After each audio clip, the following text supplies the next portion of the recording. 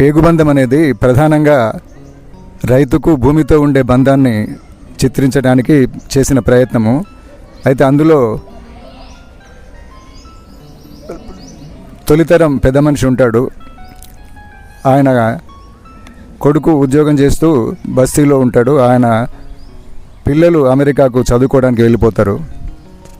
వెళ్ళిపోయిన తర్వాత ఈ ఊర్లో ఉన్న భూమిని అమ్ముకోవడానికి ఉద్యోగి అయినటువంటి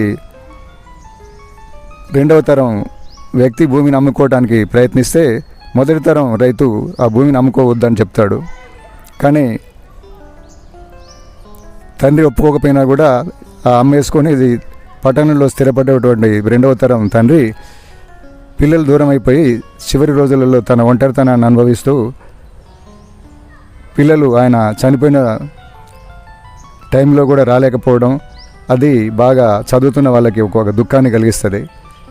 మనకు భూమితో పాటు గ్రామాలతోటి కోల్పోతున్న సంబంధాలు, ఉమ్మడి కుటుంబాలు దెబ్బతింటున్నటువంటి పరిస్థితి, ఇదంతా ఆ కథలో చిత్రించే ప్రయత్నం చేశాను.